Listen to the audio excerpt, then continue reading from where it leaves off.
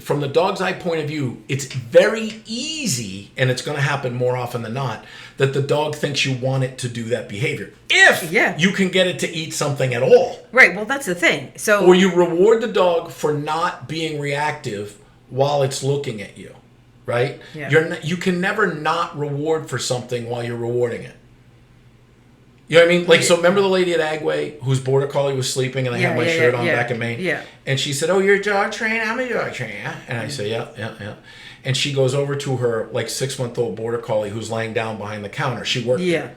And she's like, "Good, no chase the mailman. Good. Dog's asleep. Yeah. Good, no chase the mailman." I said, "Oh, what are you doing there?" And April kicked me in the shin really hard. And she said, he has a problem with chasing the mailman, and I want to reinforce when he's not doing it. I go, guys, this shit happens. Like, you don't ask questions. You just go with the flow. I'm constantly. Someday we'll tell you about the Clearwater Aquarium. Anyway, yeah. But anyway, you can't pet. Almost got kicked out. Yep.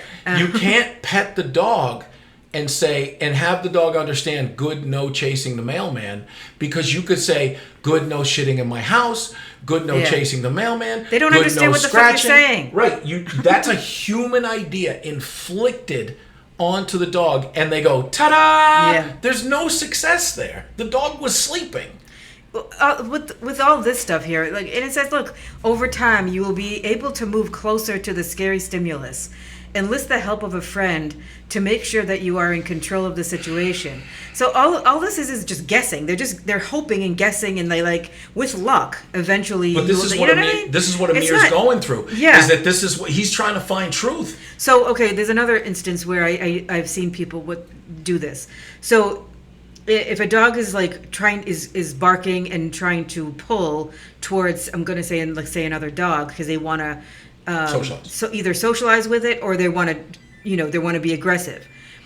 Either way, it doesn't matter. The person oftentimes will be trying to, like, hold the leash back and petting the dog. It's okay, and as they're petting the dog, and it's like they're thinking that they're telling the dog, it's okay, you don't have to be this way, you can stop. But all you're doing is praising that dog for that action that it's doing in that moment. But the dog psychologists, the behaviorists, they will tell you. This is why we get so aggravated. I don't understand how that doesn't make any sense. Because how do people want to not believe see it. April, I'm going to say this, and I might lose some people. We live in a time where men are women, women are men. We live where you can identify as a Coke can, or you can identify as a attack helicopter, and everybody has to on it. That I can bring a support peacock onto a plane. That's what's tripping you up? We got a lot of fucking problems before we fucking get to the dog. I'm just saying, like, how do you not see, like, the purely positive type people, how can you not see that connection? It's just, like, right there in your face. Because they don't want to see it. When you're teaching the dog to say sit, and you pet the dog, or you give it food because it's sat, you're putting that together with that. Let's put it. And then if you're holding the dog back from being reactive, and you're petting the dog saying it's okay, how are you not connecting that you're praising the dog for doing that behavior that you don't actually want? Can I answer that?